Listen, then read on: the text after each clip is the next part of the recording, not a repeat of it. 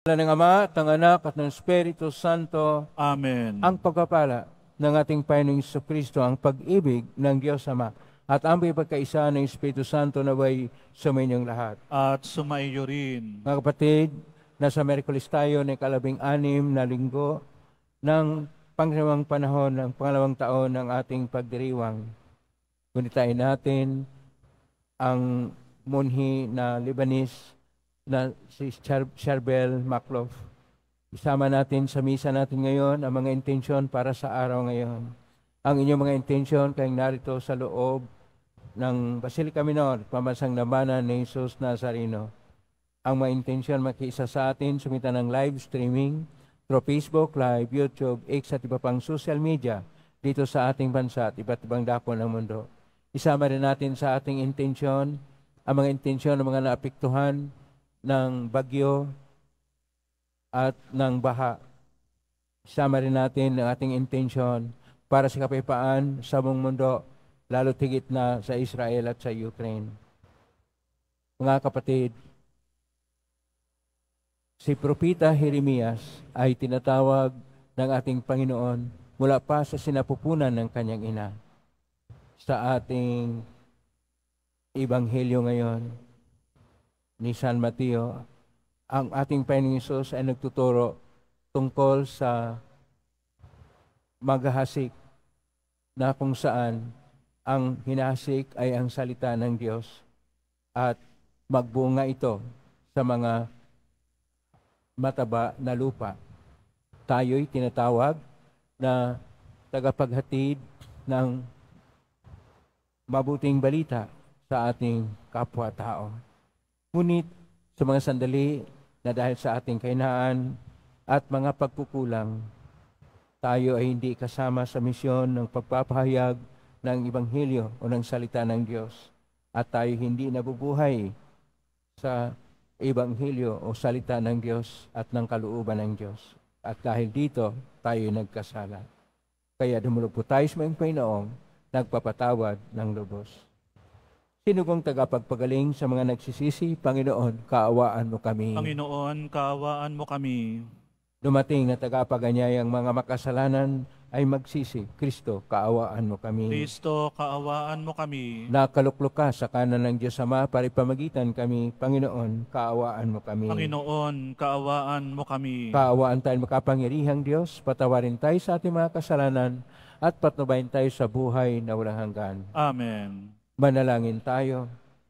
Ama naming makapangyarihan, kalugdan mo kami at pagbigyan na magkamit ng kaloob mong karagdagan upang sa maalab naming pananalig, pag-asa at pag-ibig, kami mamalaging tumatalima sa iyong kautusan. Sa pangitan ni Jesucristo kasama ng Espiritu Santo, magpa sa walang hanggan. Amen. Magsiyo po ang lahat. Ang simula ng aklat ni Propeta Jeremias. Ang aklat na ito ay sulat ng mga sinabi at ginawa ni Jeremias na anak ni Hilcias at isang saserdote sa Anatot, sa lupain ng lipi ni Benjamin.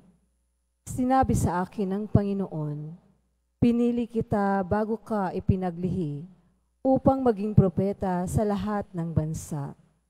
Sinabi ko naman, Panginoon, hindi po ako marunong magsalita. Bata pa po ako. Subalit sinabi niya sa akin, huwag mong sabihing bata ka.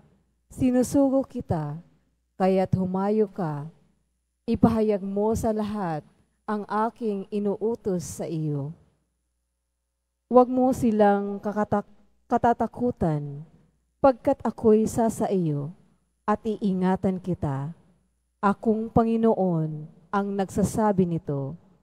Pagkatapos inuunat ng Panginoon ang kanyang bisig, hinipo ang mga labi ko at sinabi, hayan, ibinibigay ko sa iyo ang dapat mong sabihin. Ibinibigay ko rin ngayon sa iyo ang kapangyarihan sa mga bansa, mga kaharian. Sila'y bunutin at ibagsak, lipulin at iwasak, ibangon at itatag. Ang salita ng Diyos. Salamat sa Diyos. Patuloy kong isasaysay ang dulot mong kaligtasan. Patuloy kong isasaysay ang dulot mong kaligtasan. Sa iyo lang, Panginoon, lubos akong nananalig. Huwag mo akong pabayaang mapahiya at malupig. Tulungan mo ako ngayon, yamang ikaw ay matuwid. Ako sana'y sagipin, sa daing ko ay makinig. Patuloy kong isasaysay ang dulot mong kaligtasan. Ikaw nawa ang muog ko at ligtas na kakanlungan. Matatag na kublihan ko at matibay na sanggalang. Sa lahat ng masasama, O Diyos, ako'y ipaglaban. Sa ko ng mababagsik, huwag mo akong pabayaan. Patuloy kong isasaysay ang dulot mong kaligtasan. Panginoon, sa iyo ko inalagak ang pag-asa. Maliit pa lang bata ako, sa iyo'y may tiwala na. Sa simula at mula pa, wala akong inaasahang mag-aingat sa sarili, kundi tanging ikaw lamang. Kaya naman ikaw poon, pupurihin araw-araw. Patuloy kong isasaysay ang dulot mong kaligtasan. Pagkat ikaw ay dakila, patuloy kong isasaysay. Maghapon kong ihahayag ang dulot mong kaligtasan. Sa pulpa sa pagkabata, ako'y iyong tinuruan. Hanggang ngayong sinasambit ang gawa mong hinahangaan. Patuloy kong isasaysay ang dulot mong kaligtasan. Sitayo po tayo. Alleluia, Alleluia. Wikain mo po, nakikinig ako sa iyong mga salita. Alleluia, Alleluia, Alleluia.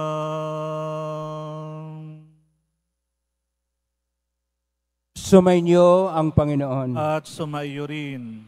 Ang mabuting balita ng Panginoon ayon kay San Mateo. Papuri sa iyo, Panginoon. Noon ding araw na yon, si Jesus ay lumabas ng bahay at naupo sa tabi ng lawa.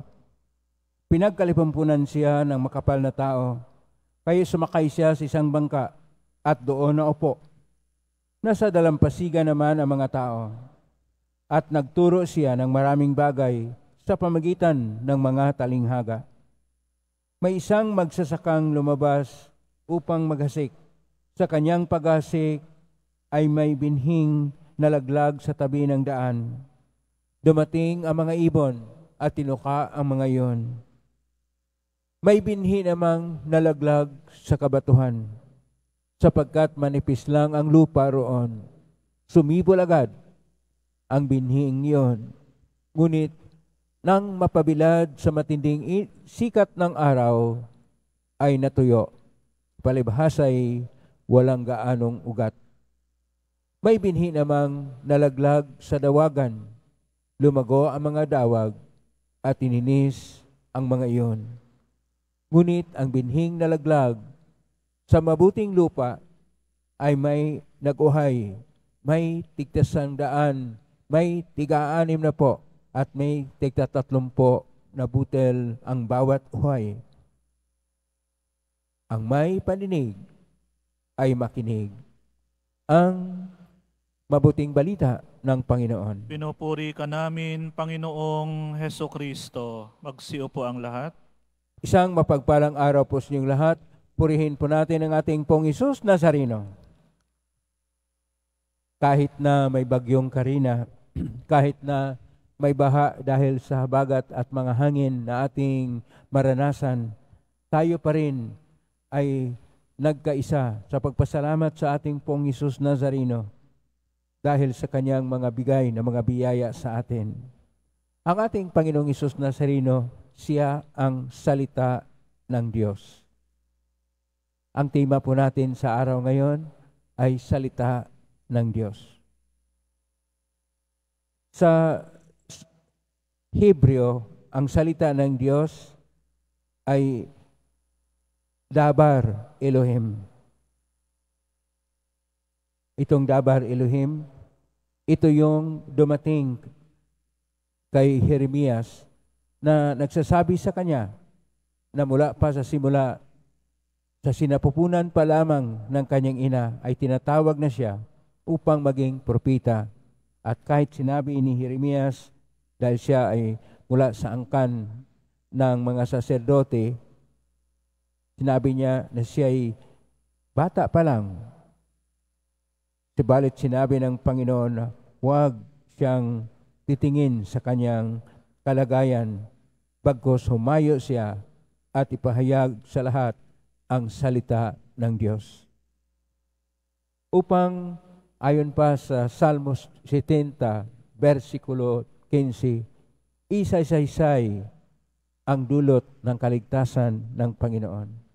Kaya sa ating Ebanghelyo ni San Mateo, Kapitulo 13, versikulo 1 hanggang 9, pumunta ang ating Panginoon sa dalampasigan ng Galilea, ng Lake of Galilee o lawa ng Galilea. At itong panahon na kung saan naroon siya, nakita ng mga tao, pinagkalipumpunan siya, kay sumakay siya ng bangka. Ang kanyang pagsakay sa bangka ay hindi lang na upang siya ay maging ligtas at hindi siya maipit sa kadami ng tao. Ang pagsakay niya sa bangka ay isang magandang paraan din na marinig ng lahat ang kanyang tinuturo, sapagkat ang hangin mula sa dagat o sa lawa ay dalhin doon sa dalampasigan ang kanyang tinig dahil wala pang sound system noon. So marinig ng lahat dahil mayroon ng natural na paraan na dalhin ang kanyang salita sa mga tao. Sa ating Ebanghelyo, ang ginagamit na salita ay ang salita na Koinoko na Grigo o lumang Grigo. Kaya sa Koinoko na Grigo, ang salita ng Diyos ay tinatawag na Rhema Toteo o Logos Toteo. Maaring magkasalinlan ang dalawang yon, pero parihas din ang kahulugan. Kaya sinasabi sa Latin na Verbum Dei. At ito ay, kung tingnan po natin yung tungkol sa salita ng Diyos, ito ay maraming beses na ulit. Sa buong Biblia, 3,800 na beses na naulit ang salita ng Diyos, sapagkat ang buong Biblia ay nakasulat na salita ng Diyos. At ang ating Panginoon ay nagtuturo ngayon sa pamagitan ng talinghaga. Ginagamit niya ang ordinaryo na bagay upang ipahayag ang misteryo ng Diyos. At upang maipahayag ang misteryo ng Diyos ngayon sa mga tao na nandoon sa dalampasigan ng lawa, kanya pong ginagamit ang binhi. Na sinasabi niya, mayroong magsasaka na naghasik ng binhi.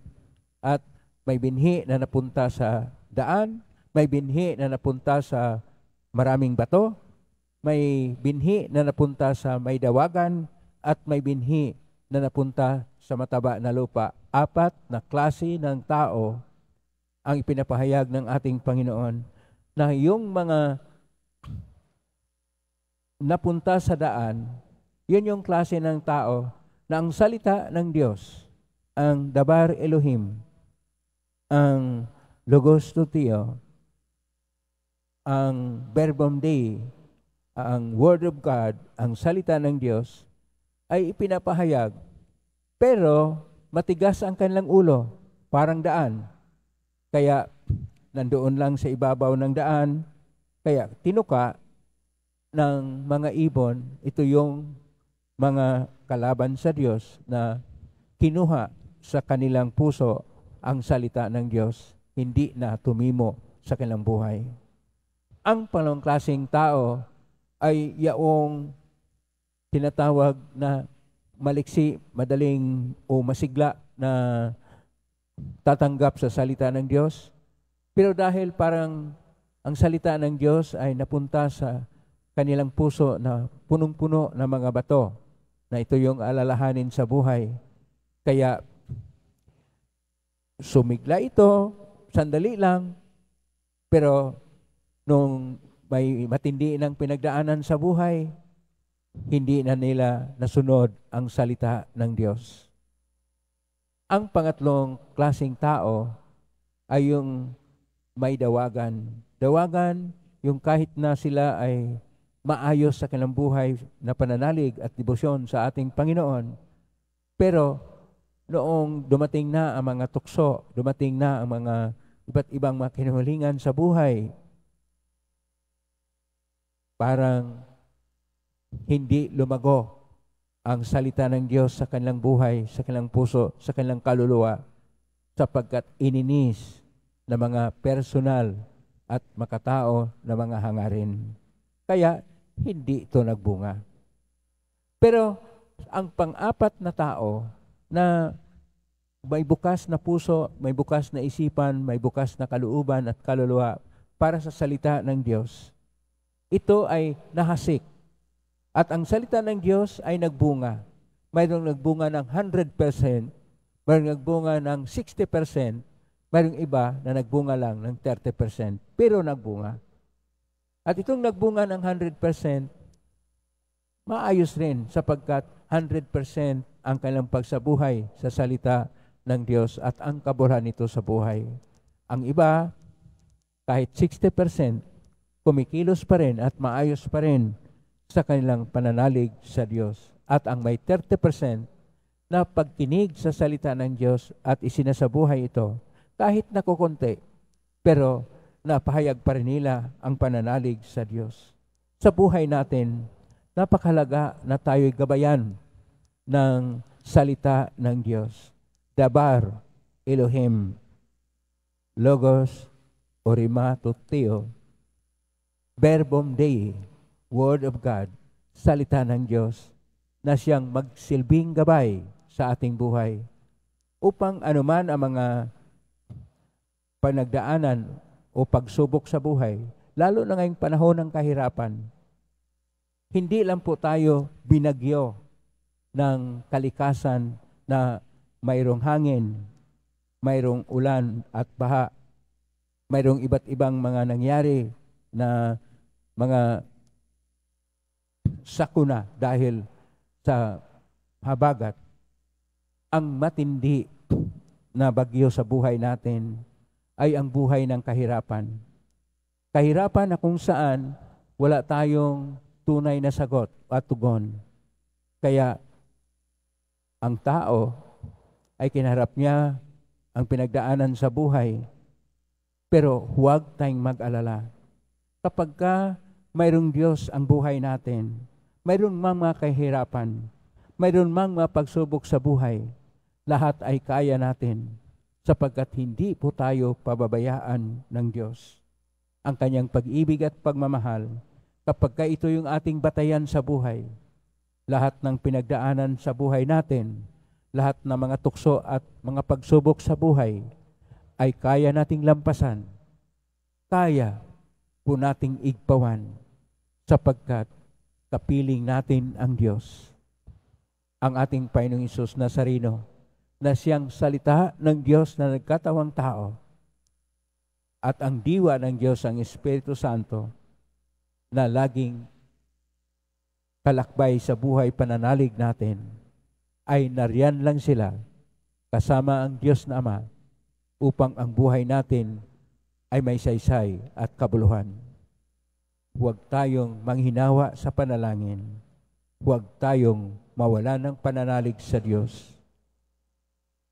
Kung isentro natin ang ating puso sa Kanya, kung ang ating kalooban ay punong-puno ng pagmamahal sa Kanya, ang buhay natin ay sagana ng biyaya ng Diyos, hindi man sa material na bagay, ngunit sa mga espiritual na biyaya na kinakailangan ng ating kaligtasan. Kung may Diyos, may pag-asa. Kung may Diyos, may pagmamahal na sagana para sa Diyos at sa kapwa. Kung may Diyos, ang buhay natin ay magkaroon din ng buhay na ganap at ikasiyasya na siyang tunay na tunguhan natin. Alamin natin, hindi tayo pabayaan ng Diyos dahil mahal niya tayo. Amen? Purihin natin ang Diyos. Sitayo po tayo.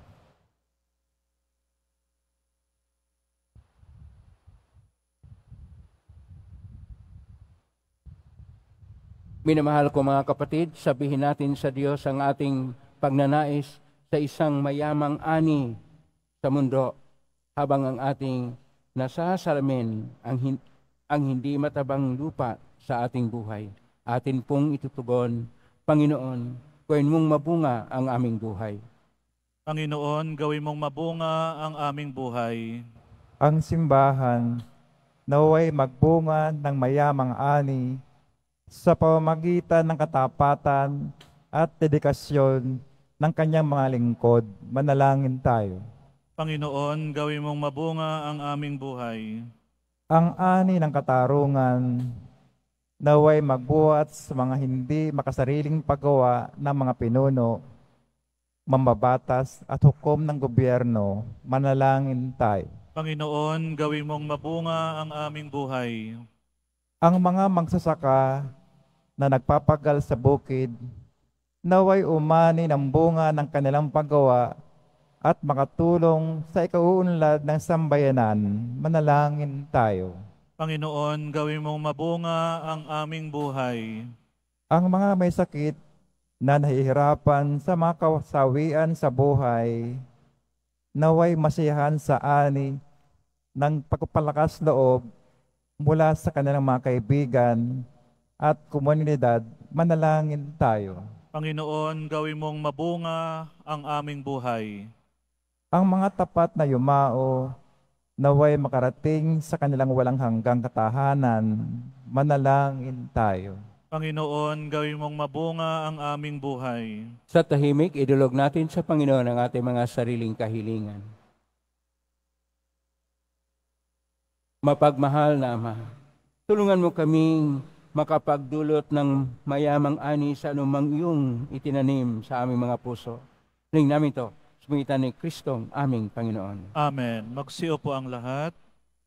Kunin at tanggapin ang alay na ito, mga biyayang nagmula sa pagpapala mo.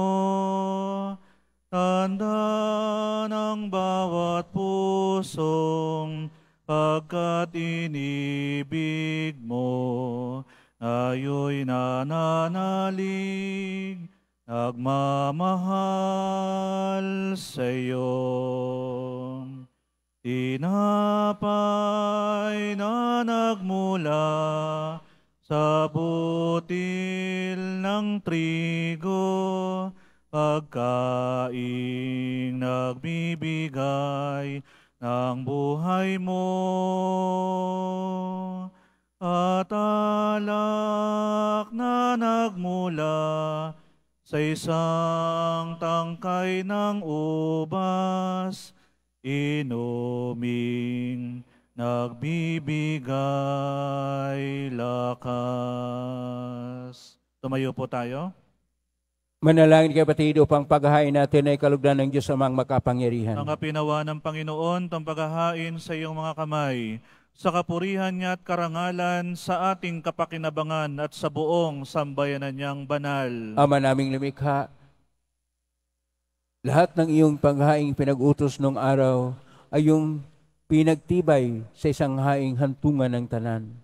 Tanggapin ang pinaganap ngayon ng iyong mga lingkod at basbasan mo ito ng kabalanggaya ng iyong kaloob sa mga alay ni Abel na lubha mong ikinalugod upang ang mga handog ng bawat isang nagbigay para sambahin ng banal mong ngalan ay magkamit ng karagdagan mong kasiyahan sa pangitan ni Kristo kasama ng Espiritu Santo magpa sa walang hanggan. Amen. Sumainyo ang Panginoon. At sumaiyo rin. Itaas sa Diyos sa inyong puso at diwa. Tinaas na namin sa Panginoon. Pasalamatan natin ang Panginoong ating Diyos. Marapat na siya ay pasalamatan. Ama namin kaparinto na yung marapat ni kay aming pasalamatan. Pinagbibigyan mong ito'y aming mahiyag kahit nito'y walang anumang may daragdag sa kadakilaang sa iyo ay likas. Sa puri namin nakikinabang ay kami yung pinakikihirapan sa pangitan ng anak na minamahal.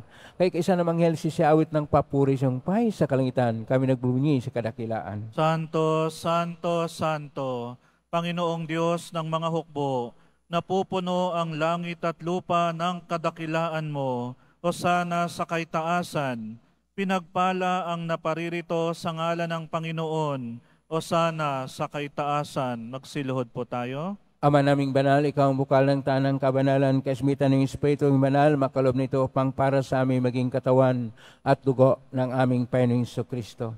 Bago niya pinagtiisang ko sang loob na maging handog, hinawakan niya ang tinapay, pinasalamatan kanya, pinaghati-hati niya yon, iniabot sa kanyang malagad at sinabi, tanggapin ninyong lahat ito at kanin, ito ang aking katawan na ihandog para sa inyo.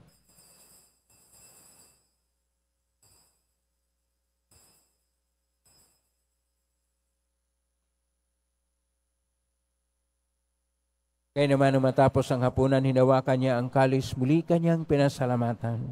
Inabot niya ang kalis sa kanyang malagad at sinabi, tanggapin ninyong lahat ito at inumin. Ito ang kalis ng aking dugo, ng bago at walang hanggang tipan. Ang aking dugo na ibubuhos para sa inyo at para sa lahat sa kapagpapatawad ng mga kasalanan. Gawin niyo ito sa pag-alala sa akin.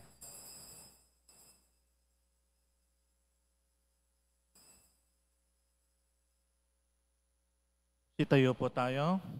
Ang misteryo ng panampalataya. Si Kristo'y namatay, si Kristo'y muling nabuhay, si Kristo'y babalik sa wakas ng panahon. Ama, ginagawa namin nga ng pag-alala sa pagkamatay at muling pagkabuhay ng anak kahit naalay namin sa iyo, ang tinapay na nagbibigay buhay at ang kalis na nagkakalob ng kaligtasan.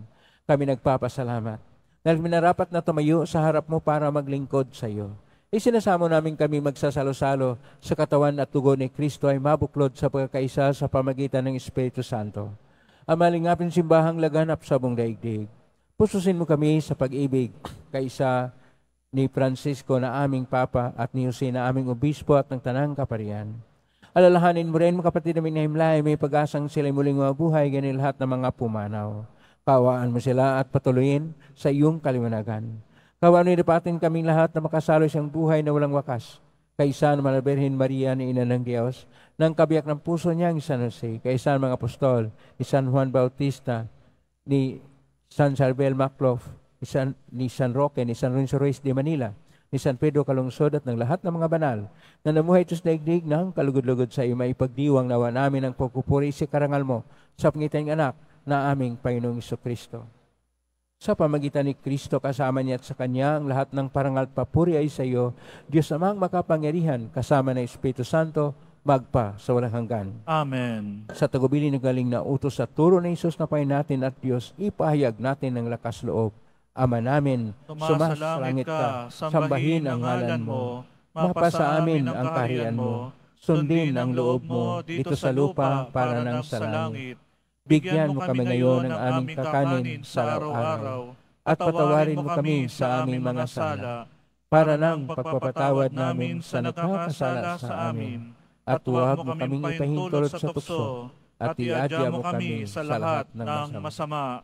Niling namin kami iadya sa lahat ng masama, pagkaluban ng kapayapaan araw-araw, iligtas sa kasalanan at talisalat ng kapahamakan, samantalang aming pinanabikan ang dakilang araw ng pagpapahayag ng tagapagligtas naming si Jesucristo. Sapagkat iyo ang kaharian at ang kapangyarihan at ang kapurihan magpakailanman. Amen. Panginoong Jesucristo, sinabi mo sa mga apostol, kapayapaan ang iniiwan ko sa inyo, ang aking kapayapaan binibigay ko sa inyo.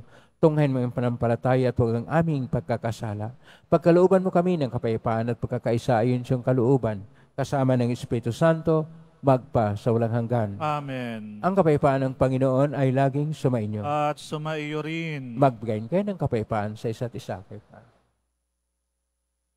Kordero ng Diyos, sa nag-aalis ng mga kasalanan ng sanlibutan, maawa ka sa amin. Kordero ng Diyos, sa nag-aalis ng mga kasalanan ng sanlibutan, maawa ka sa amin.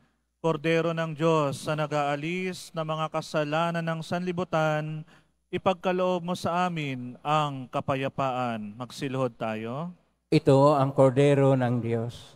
Ito ang nag-aalis na makasalanan ng sanlibutan. Mapalad ang mga inaanyayahan sa piging ng kordero. Panginoon, hindi ako karapat-dapat na magpatuloy sa iyo, ngunit sa isang salita mo lamang ay gagaling na ako. Katawan ni Kristo. Amen.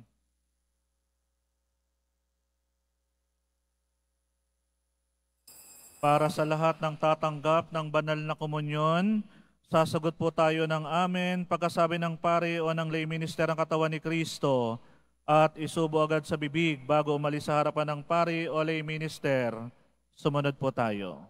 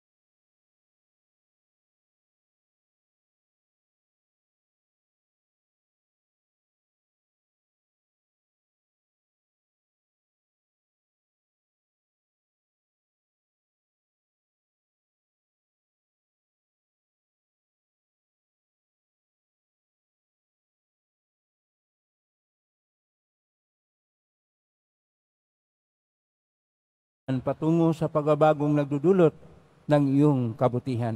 Sa pangitan ni Kristo kasama ng Espiritu Santo, magpa sa walang hanggan. Amen. Maraming salamat po sa inyong pagdalaw sa tahanan ng ating pong Isus Nazareno. Kay narito, kayo manaugnay sa iba't ibang social media platform na cross-posting sa iba't ibang paraan at kayong mga nagbigay ng tulong.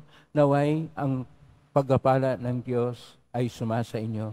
Salamat sa lahat ng mga naglilingkod ngayon. Pagpalain kayo ng Panginoong Diyos. Palakpakan po natin lahat ng mga naglilingkod, lahat ng narito, naway pagpalain kayo ng Panginoong Diyos, mga biyayang siksik, liglig at nagumapaw. Ang salita ng Diyos ay siyang dapat gabay ng ating buhay tungo sa ating kaligtasan. Ngayon po ang pusbas. Ngari po lamang itaas bagya ang bagay-bagay na pusbasan. Sumainyo ang Panginoon. At sumaiyo rin. Mahal na pong Isus Nazareno, inaig mo sa iyong cross ang walang maloy na pag-ibig ng Diyos ang katauhan. Pakinggan mong kalingan ng kanan nagsusumamo sa makamtanawan nila yung katugunan at tanggapin ang kasagutan na may utang na loob na tinatanaw. Basbasan din po ninyo ang mga dalaming imahin dasal at mga bagay-bagay. Basbasan na may makaramdaman. Sa pangitan ng benisyon nito na maalalang pangakon sa binyag na ikaw iniibigin at paglalingkuran bilang Panginoon magpa sa walang hanggan. Amen. Pagpalain kayo makapangyarihang Diyos, Ama at Anak at Espiritu Santo. Amen. May kayong taglayang kapipayan, pag-ibig at pag-asa ng pong Isus Nazareno. Salamat sa Diyos. Purihin natin ang ating pong Isus Nazareno.